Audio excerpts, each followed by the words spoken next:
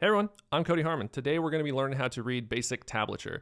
So I posted a video recently, it'll probably be yesterday recently, where I went over how to read basic chord charts and basic scale charts, and I very quickly went into how to read tabs, but I didn't really cover any of the common notation that you see in tabs, so I wanted to do a slightly longer video today. I'll probably do some subsequent videos where I will go into some of the more advanced techniques and stuff that you can also notate, but you may not see in beginner tabs right away. Also, as I go through these notations, I'm going to demonstrate what these techniques sound like, but I'm not going to go into detail about how to do them. As I make videos of how to do these techniques, I will add links to this video so that if you're learning this stuff for the first time, you can follow those links and you can learn how to do those techniques as we go. I'm not assuming any skill of guitar going into this. I'm just giving an overview. You may be learning guitar for the first time, and this is just you learning how to look at tabs, or you could be a already quite accomplished player, but you're used to playing by ear and you've never had to look at tabs before. And so I'm going to play the techniques so that if you already know what they sound like, but you just don't know what they're called, you can very quickly build those associations. Looking at this, we have 6 lines on this, and this is standard tuning. So we have 6 lines right here, and then our guitars have 6 strings. And the way we align this to our guitars is the highest string here corresponds to the highest sounding string on our guitar. So we have that as the high E string is the highest sounding string on the guitar, and we typically call that string 1, and then we go down to string 6. And then we also label it that same way here, string 1, 2, 3, 4, 5, 6. Now, if you're ever looking at the tabs and you forget which way you're supposed to read them, you can always just try to remember that the lowest string is the lowest sounding string and the highest string is the highest sounding string. And hopefully that helps you get your bearings right. Now, when you're reading this, all this does is you start from left to right and you read just like you're reading, well, I don't want to say normal reading because a lot of different languages have different ways that they read. But so if you're reading English or something like that, you start on the left, top left, and you move your way to the right, and then you go down a line, and then you keep going in that fashion until you get to the end of music. Until you get to the end of whatever you're reading. We're going to read this the exact same manner. So this has a 3 right here, and this has this on the lowest line. So what this is telling us is we're going to go 1, 2, 3rd fret, and we're going to play the 3rd fret on the lowest string. My Axe Effects is not on. Please hold. Okay, so just real quick again, I'm just going to start there where at the very beginning we look at the lowest string, and this has a 3 right there. So we're going to go to the lowest sounding string. We're going to go to the 3rd fret, and we're going to play that. And then the next thing this says is to play a 5. So we're going to play the 5th fret again on the lowest string. Now, there is correct technique for going through, and I was just playing a G scale, 3-note per string G scale right now, and there is correct technique for doing that. And again, I will add a video for how to do this, but for right now, I'm just explaining how to interpret the notation. But yeah, so we're on the 5th fret, and the next one is the 7th fret, again, still on the lowest string. Now this is telling us to move up to the next string, the next lowest string, so the 5th string, and we're going to play the 3rd fret on that now. And again, we're going to move up to the 5th fret, and then finally the 7th fret. Now, if I was just play this all the way through, this is what it would sound like.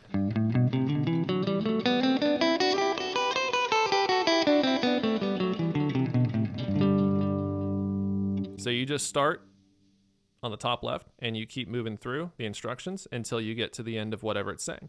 And if there is more than one number in a little vertical alignment, that tells you that you're going to play all of those notes basically at the same time or on that beat. So for instance, on this one, I have the 3rd fret on the lowest string, and I have the 5th fret on the next string, and again, the 5th fret on the next string. So it's... and I play all 3 of those notes at the same time. So that's how you read very basic tabs, and it's just the basic instructions of which notes are played on the guitar at what time. And you can read almost any tab now, just pull it up, and you can just start following along in that manner. Now, as you start to do that, you'll probably start to notice a few other letters and symbols that are thrown in there. A very common one that you'll see is you'll see an S or an SL, and what that means is to do a slide. So right here it says to start on the 5th fret and then slide up to 7. And that's all that it means, is you're doing a slide. And again, I will do technique videos and attach them as we go over some of these. But yeah, that's a slide, again. And that's all that it's telling you to do. Now, the next one you might see is an H or a P, and the H is going to stand for a hammer-on, and a P is going to stand for a pull-off. Now, the next thing that you're going to likely see is what's known as a bend. And these are usually notated by these little lines that we see right here. And when we see something like this where it starts out with a line moving and then it points upward, that means we're going to start on the note that it tells us to, and then we're going to bend up to whatever note that it tells us here. So right here, this tells us to do a full step. So we're going to bend up 2 frets to, or we're going to bend up a whole step sound, and it's going to sound the same as if we were fretting the 9th fret. And I'll play that in just a second. I want to talk about these other 2 real quick. Yeah, this is telling you to bend up a full step, and then you can also bend up pretty much any other number of steps that you want. Sometimes you'll see half step, sometimes you'll see 1 whole step plus a half step, sometimes you'll see 2 whole steps. Now that's a lot of tension, you might break a string if you try that, but if that's what you see, that's what it's telling you to do. Now, the second line that we see is straight up, and that's telling you you're doing a pre-bend. So when you start playing this note, it's already bent.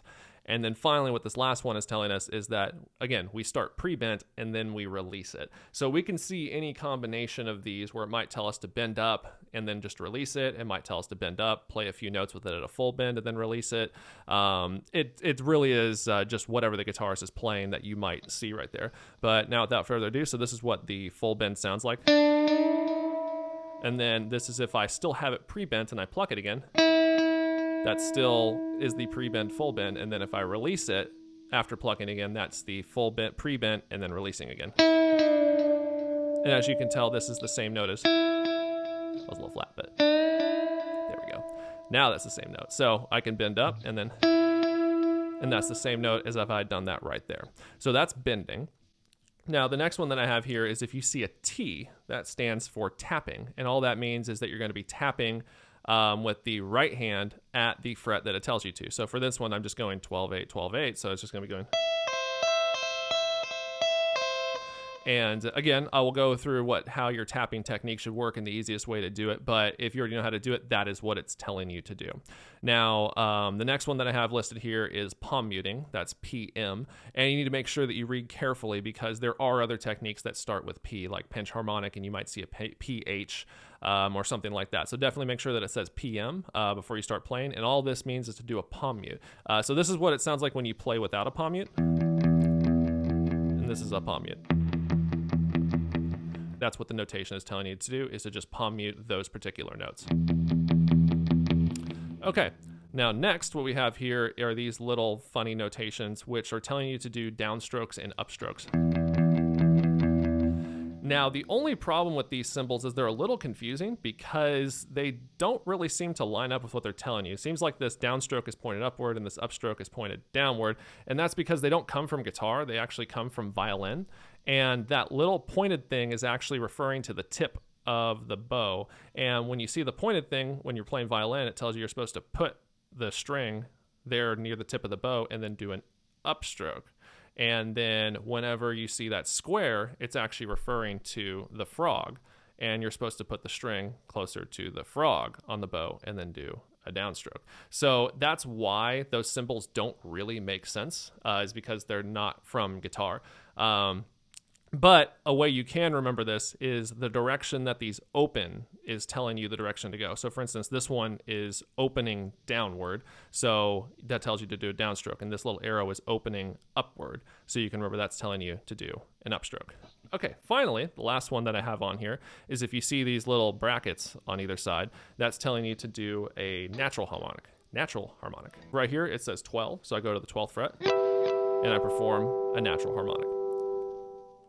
Now, I think these are some of the more common ones that you're going to see as you start to look at tablature. Obviously, this is not comprehensive. There's a lot more techniques that can be notated on here, but I think this is enough to get you started on reading most tabs. So if there's something you're already looking at that you don't understand, just drop a comment and I'll be happy to address it now.